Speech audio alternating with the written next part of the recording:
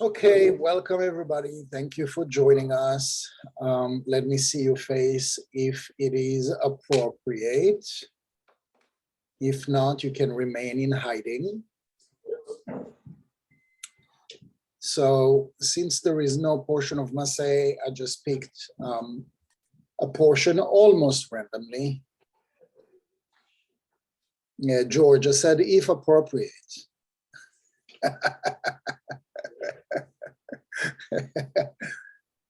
Okay, so we're going to start with the synopsis. Ellen, are you able to read or should we pick somebody else? I'm coming. You hear me? Yep. Okay. All right. Ready? Yes, I get to hear that. You ready? Yes. Okay, sorry. Too much going on here. We are told that whoever eats unclean foods defiles his body and soul and will never be able to recover from this defilement. He will never cling to the bundle of life. Rabbi Shimon tells Rabbi Elazar that someday God will purify the children of Israel with the water of Chesed, and that those who cling to God are called holy. ותחזה כל מן דאכיל מינון, מאכלה דאסירה, אי דבק וסתרה אחרה, וגאין נפשה וגרמה. ורוח מסעיו שריה, עלה ואחזה גרמה דלה. לי, חולקה באלהה אילאה, ולה אתם מסתרה, ולה אי דבק בה. ואי איפוק, אחי מאי עלמה, אחידן בה. כל אינון דאחידן בסתר, דים סעבה, ומסעבין לה, ודיינין לכברנש דייהו גאלה דמערה. גאלה בההי עלמה וגאלה בעלמה דעתה. Come and behold, whoever eats of these unclean foods cleaves to the other side and defiles his body and soul. The unclean spirit rests upon him, and he shows that he has no portion in the highest one, nor does he come from his side, nor does he cleave to him. If he departs from this world in such a state, he will be seized by all those who are grasped by the unclean side, and he will be defiled by them. Moreover, he is judged as a man spurned by his master, spurned in this world and in the world to come. ועל דכתיב ונתמתם בם בלה א' דלה אשתכח עזבותה לגאולה ולה נפיק ממסע אבותה לעלמי. ואוי לון ואוי לנפשהון דלה ידבקון בצרורה דחיי דעלמין דה הסתאבו ואוי לגרמהו עליהו כתיב כי תולעתם לא תמות וגומר. והיו דראון לכל בשר, מהי דראון סרחונה, מן גרים לה, ההוא סתר דידבק בה. Of that it is written, neither shall you make yourselves unclean with them, without the Aleph to show that there is no remedy for his uncleanliness, and that he can never recover from his defilement. Woe to them, woe to their souls, who will never cling to the bundle of life, for they are defiled. Woe to their bodies, of which it is written, for their putrefaction shall never cease, and they shall be an abhorrence to all mankind. What does abhorrence mean? It means stench, the stench that was caused by other side to which they clung. ישראל עטיין מסתרה דמינה, אי ידבקן בסתר שמאלה. הפגמין לסתר דה ופגמין לגרמי, ופגבין לנפשהון בגימין, פגימין, בעלמה דן ופגימין דעלמה דעתה. כמו שכתוב, מן דידבק בסתר דים סעבה דכולה אחיד דה בדה, וכתיב כי עם קדוש אתה לשם אלוקיך וגומר. Israel, who come from the right side, spoil this side. The right, if they cling to the left side and defile their bodies and souls, they are spoiled in this world and in the world to come, especially he who clings to the side of uncleanliness, which derives from the left and is completely defiled. For the side of uncleanliness and the left side are combined with one another, meaning that the left side above from which impurity issues is separated from the right. From there, defilement is drawn, and it is written, for you are a holy people to Hashem, your Elohim.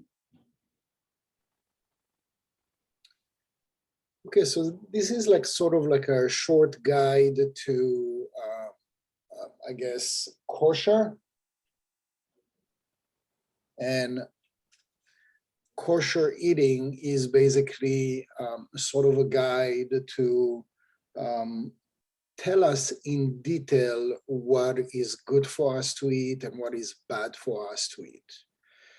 Now, from what aspect are we talking about good and bad? Because, I mean, before eating kosher, I used to eat almost anything that was not kosher, and it was delicious. So what do you mean good or bad?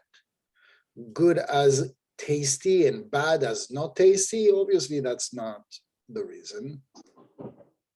But if you will, there is like sort of like a metaphor that we can put this into.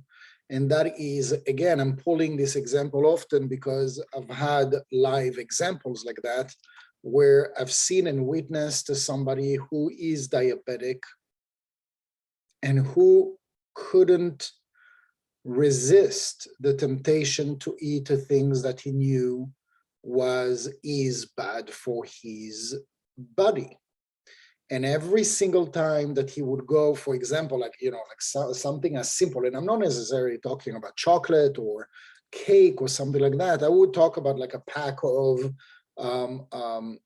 unseeded or without the seeds, basically, dates.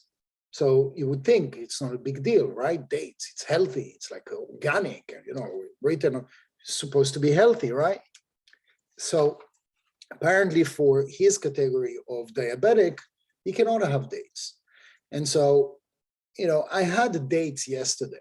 I'm not, thanks God, I'm not diabetic, but I couldn't have one. So I had two, and two was, at least felt to me, plenty enough. It was like chunky, you know, big, without the seed, delicious, so from Trader Joe's, amazing. But the way that he eats dates is probably like something that you've rarely seen. Like he would take like the box of maybe like 50 dates and he would finish the box. Now he knows that dates is bad for him.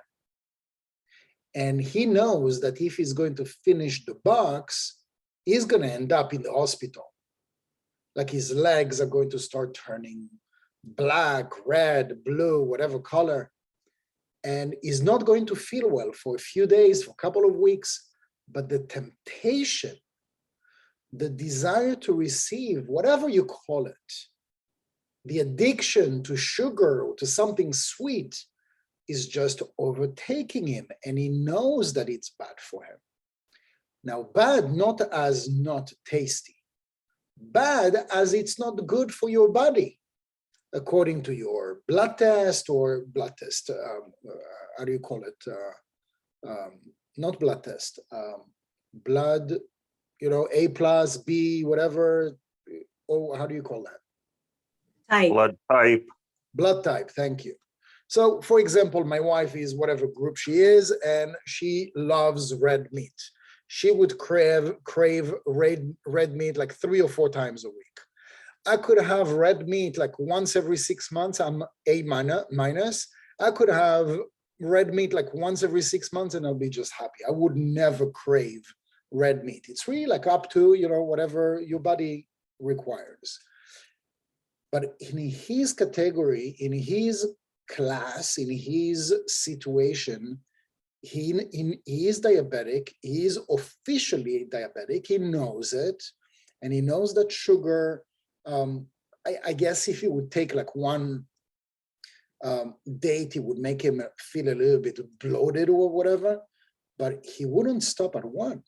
He wouldn't stop at 5. He wouldn't stop at 10. He would go for the 50 dates, finish completely the box.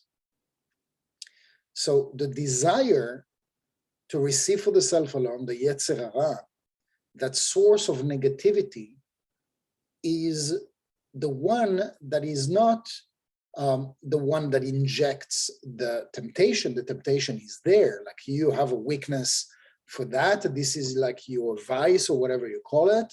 and the evil inclination is just going to be there to sort of like push you and encourage you, but it's not going to make you do it because you come with that weakness. And at some point in this life or previous lifetime, you opened that gate. That gate is not opening by itself. At some point, you opened that gate and you did not close it. Now, we're talking here about food, but it's not strictly and exclusively to food. It can be to any type of addiction. It can be approval, it can be recognition, it can be some emotional disorder or whatnot, like needing endless affection, and it doesn't matter how much somebody would say, I love you, I love you, I love you, you always doubt that this person loves you. And that creates a lot of problem because it doesn't matter what the person is going to do or say, it's not going to be enough to convince you that the person cares about you. So those are real issues, but they're not real issues that, if you will, everybody deals with. I mean, you might deal with, with an inclination or weakness to food, another person to sex, another person to watching TV, or to be even like addicted to social media, or to watch the news, or to seek gossip and bad news, or what we say about this one, or whatever. I mean, evil speech, evil tongue, evil eye, like it's like almost endless what is at the menu of the evil inclination. So, for instance, what this aspect, what this portion of the Zohar is talking about is neither shall you make yourself unclean with them.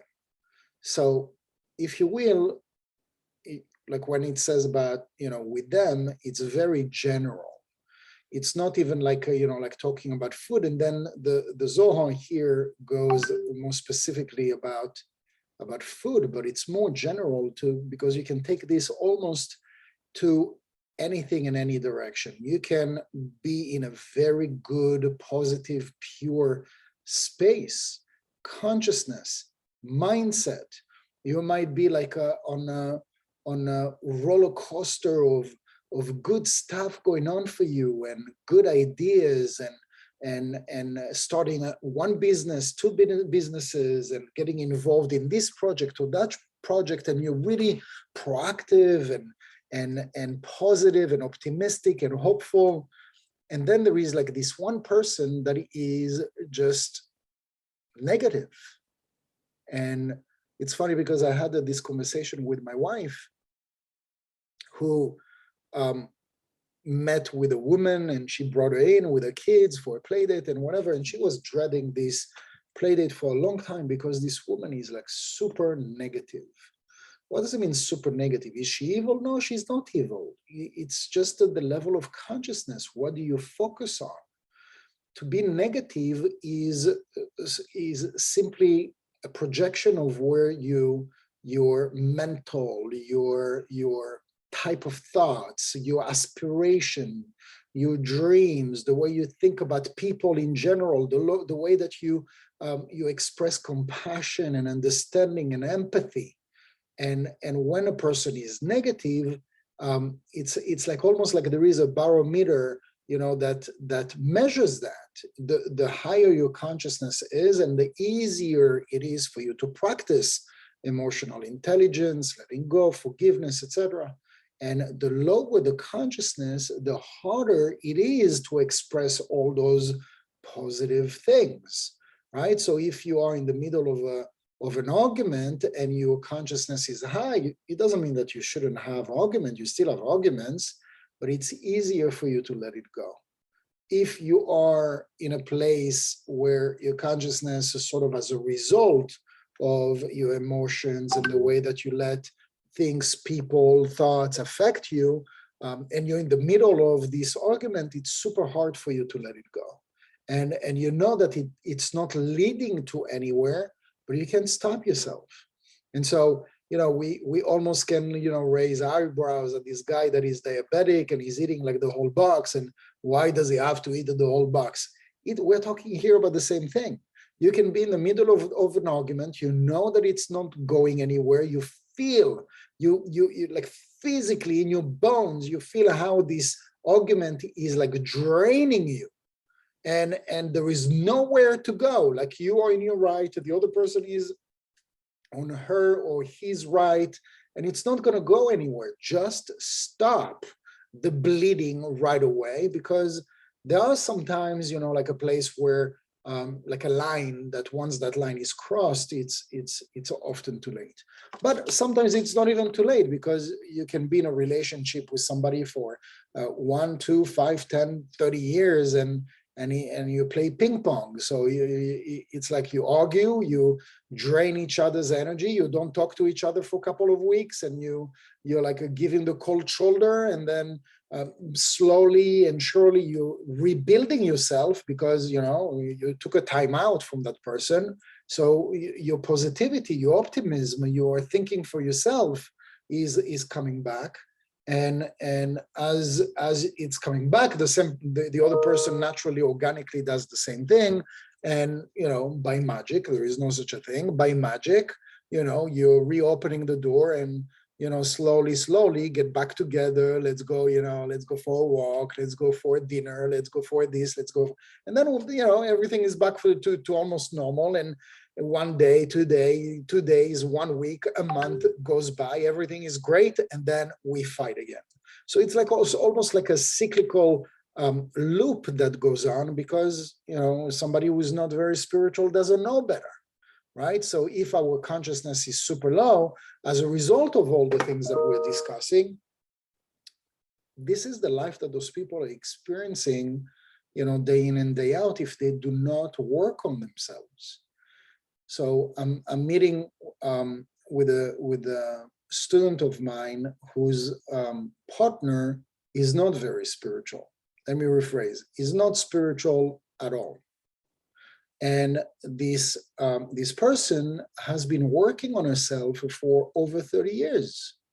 And it's, it's probably one of the reasons why, she's still with this individual, because she is in that spiritual space and in that spiritual mind, spiritual head. Most of the people out there, they're not in that spiritual mind and spiritual head space.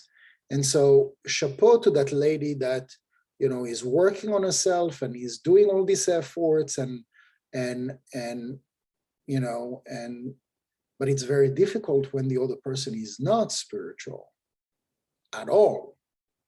So sometimes the other person works a little bit on himself or herself, so it makes things a little bit easier, where you can discuss or engage in a conversation. But when you are in total opposites, where one is spiritual, taking responsibility, it's like almost like a fine word, right? It's like almost like a basic in any relationship. You do something and the other person, okay, so you know what, the way that we can go for a clean slate, let's take responsibility for what each and every single one of us has to work on, so that the next time that this happens, we're not going to, be head to head and fight and whatever. That would be true for a spiritual person, but for the other person, take responsibility. I didn't do anything. It's all you, right? A person who is not spiritual will never take responsibility. And that is a big, big void, big lack in any type of relationship. And sometimes there is we can also call it like a destiny or fate, where you're meant to be with a person, I guess, for life. And it's more current with all the generations. All the generation, they would go through thick and thin, and there was no such a thing as divorce. Like you just go through just about everything, and swallow your pride and pick your battles. And if the other one cheats, just look the other way around. I mean, I don't embrace and I don't condone whatever, but Today, I guess we went the complete opposite. Today, we can't really handle an argument without creating a void, without creating that space that has become irreparable. And this is why today, you have like 50 to 60% divorce in almost every country. And that was like unseen like 50 or 60 or 70 years ago. Forget about, even before that. Before that, there was no such a thing as divorce. And so it's something that is very like modern, okay, we don't get along, we got into an argument and it keeps on repeating and whatever, and cheated and lied and drop the laundry next to the basket. I'm done with that. And I'm exaggerating a little bit, but all that to say that it's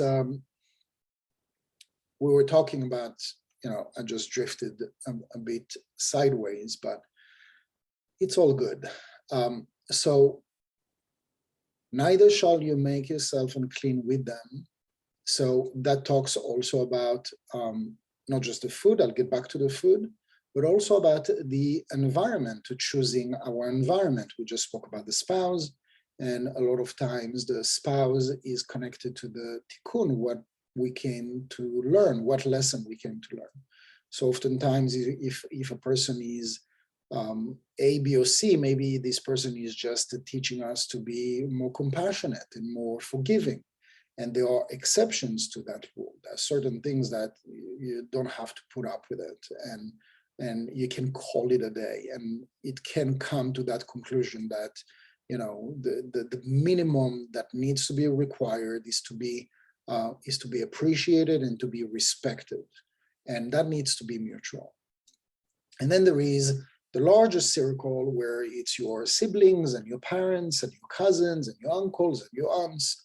You can be selective there, like who you spend time with and who you're seeking advice and mentorship and whatnot. It really needs to be you taking care of you and who is helping you to nurture you, not for the sake of taking, and receiving. No, because there always needs to be like a give and take.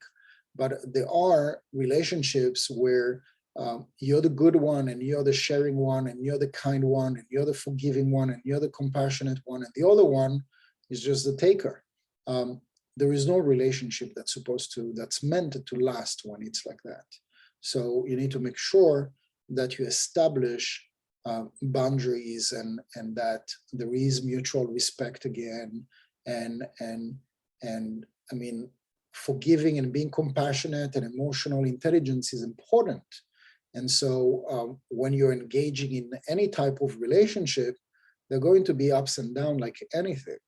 And if you've had, and unfortunately we see that a lot, where you are engaged in a relationship for 1, 2, 5, 10 years, and everything was so beautiful and great and inseparable, and it was beautiful and whatnot.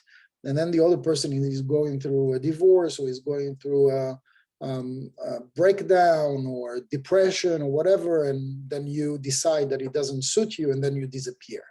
That is also a test for you. It is a test for us, how good of a partner, how good of a human being, how good of a friend we are, not just when we are receiving, but also when we are maybe being called, being tested to see how good of a pay forward, sharing back,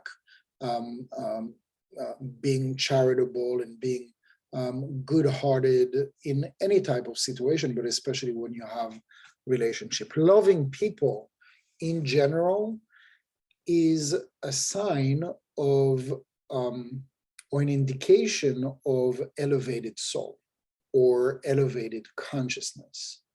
When a person is like an hermit or antisocial or whatever, or just loves to be by himself or by herself, I don't want to say that it's like you're not elevated. It's like nothing is black or white. But what we want to focus on this point is that loving people in general indicates elevated consciousness. Elevated consciousness also would indicate somebody who loves to read, who loves art, who loves to travel, who loves to have fun. The opposite, somebody who is like a lower consciousness, is somebody who's going to be addicted to TV, who is going to be addicted to a screen. The screen is going to be the thing that's going to just get you frozen on this like a rectangle or whatever shape, and just get you like a spend or waste.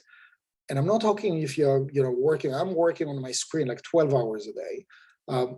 So it's not necessarily for the sake of work, but like if you're not working, or if you're in your break, you go on your screen and you work 9 to 5, and then as soon as it's 5 o'clock, you run home and you go to your screen until you fall asleep, and then you wake up, and then it's like over again. So this is like the type of addiction that we want to stay away from. Why? Because the evil inclination wants us to be introvert, wants us to be self-absorbed, because the opposite, the contrary, when we are connecting with people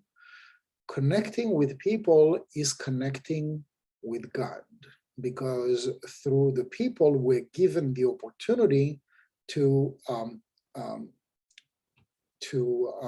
it's not turn on, it's to enact, and it's to bring to life our godly feature within. Our godly feature within is the opposite of self-absorption.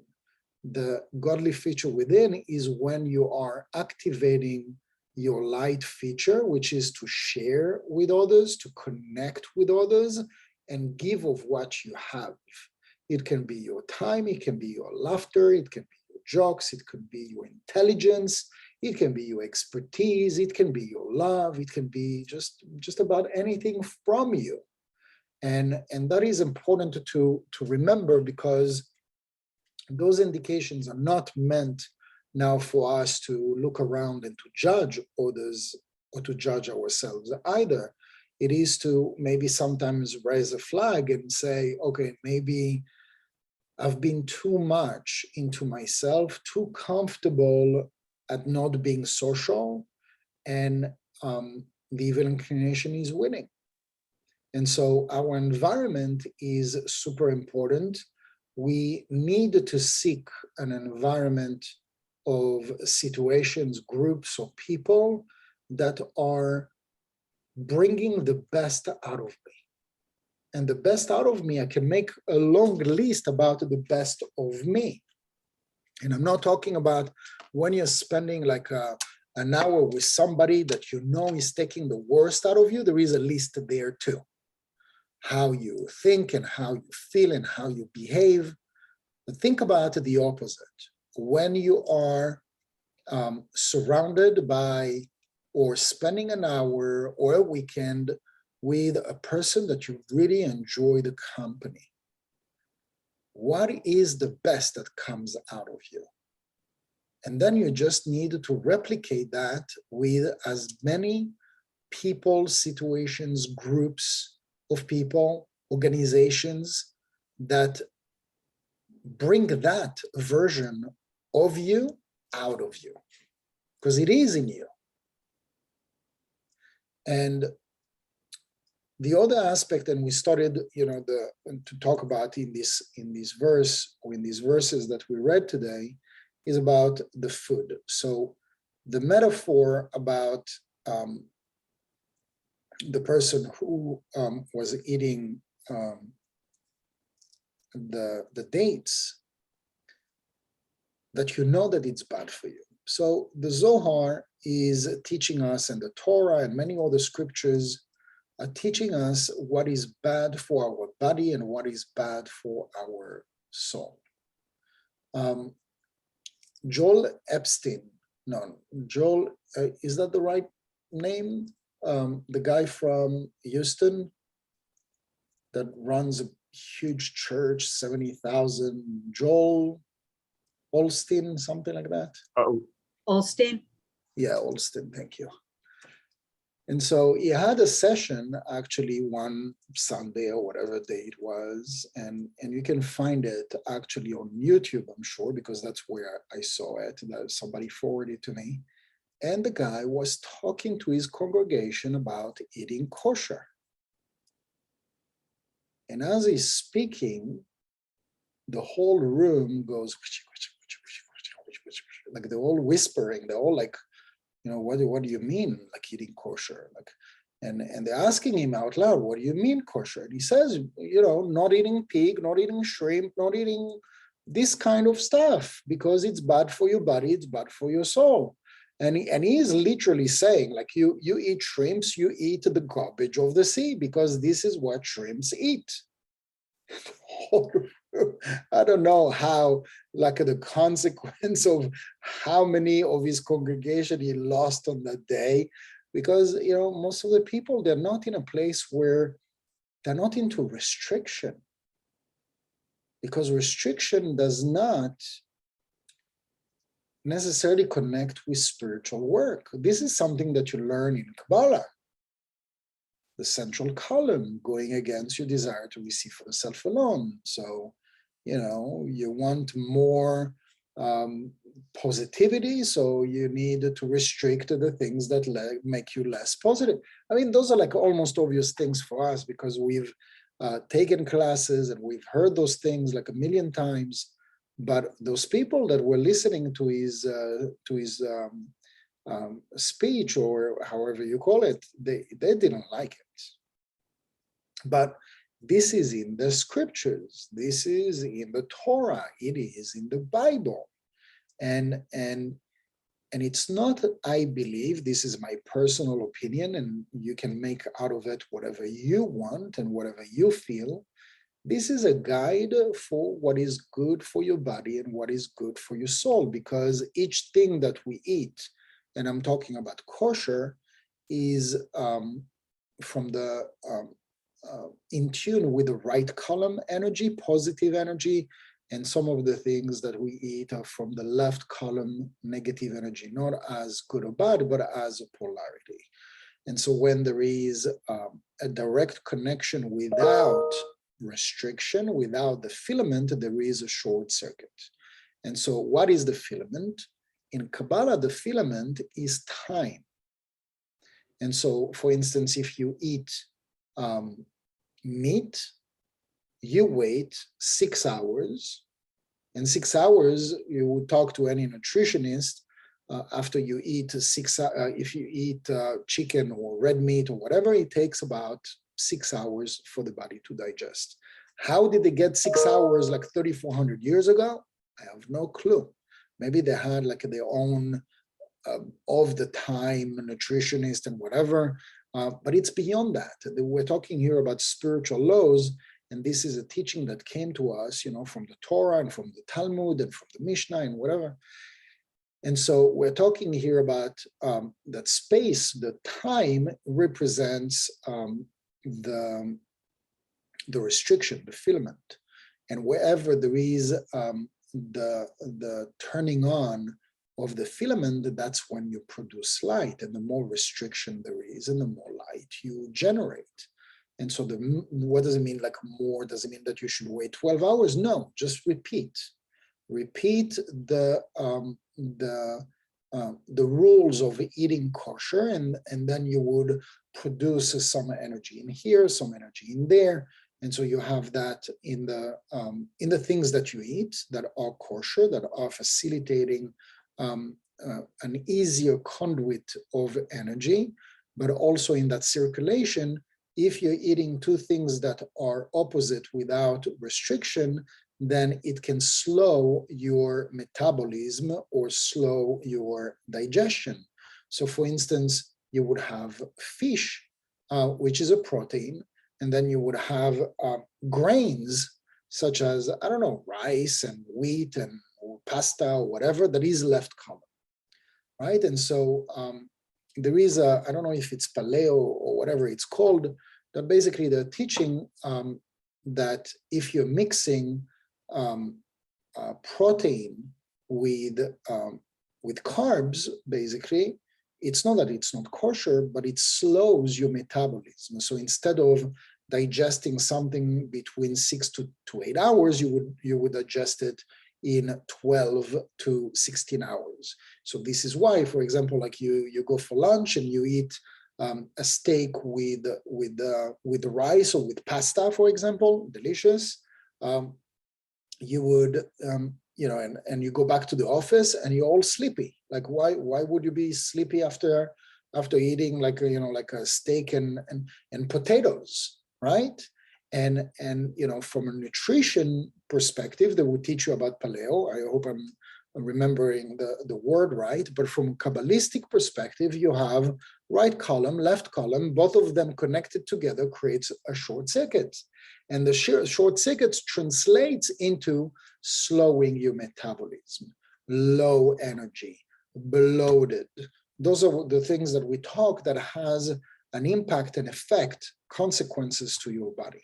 So when you are sort of like following eating kosher, you are creating a better alignment with the light and a better circuitry with the energy inside and out. And so that goes also for for other examples. For fish, fish is also right column, and meat is left column. We don't have to wait 6 hours between the two, but it is recommended to separate with something that is neutral, like a salad or a vegetable, just to rinse out your mouth or whatnot. I'm not going to go too much into the details. All that to say that this whole idea of kosher is not new age teachings, or it is practically a wisdom that teaches rules about aligning our body with our soul, aligning our body with the light. It's as simple as that.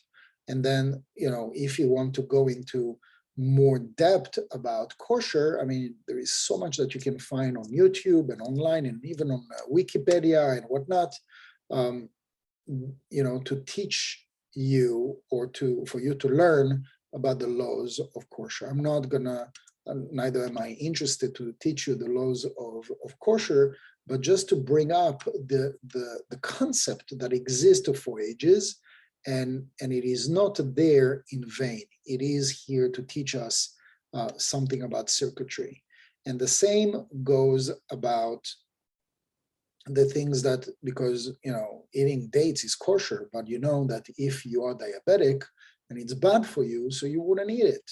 And I guess in a lot of ways, this is why I persist to eat kosher, because I don't want to be counterproductive with my body. I try to do the best that I can to stay healthy. I'm still working on the quantity, by the way, but what I eat is good. I just work still on the quantity. So this being said, we spoke today about a couple of things, but I think that it is important to keep certain things in mind about making better choices for yourself. I guess if there was like one takeaway, is get out of your cocoon and go out there. And if you're already out there, maybe be more selective with who you are out there. And if everybody that you go with is taking the best out of you and is in perfect dynamic synergy and give and take and mutual respect and mutual love, just continue what you're doing. If there is still room for progress and for improvement, go out of your shell, go out of your comfort zone and seek new relationship. Unfortunately, we have become, as a human being, accustomed to the things that we are used to habit. And if we're comfortable, we get comfortable with ourselves, that translates into isolation. Isolation translates into feeling lonely. And those are almost, and by the way, you can be super busy and going out and taking care of all sorts of different things, but you can still be lonely. And if you're experiencing something like that, I know people that are married with kids and having a very active life, and they feel super lonely. And one of the reasons might be not because they are lonely right now and there is nobody around them, it's because your potential on a soul level is to be so much more reaching out and experiencing so much more than you are right now, that the soul is banging on the door, not to make you feel like crap, excuse my French, but it's to make you feel the contrast, not to be happy about the place that you have reached, because there is so much more that is waiting for us. Any questions?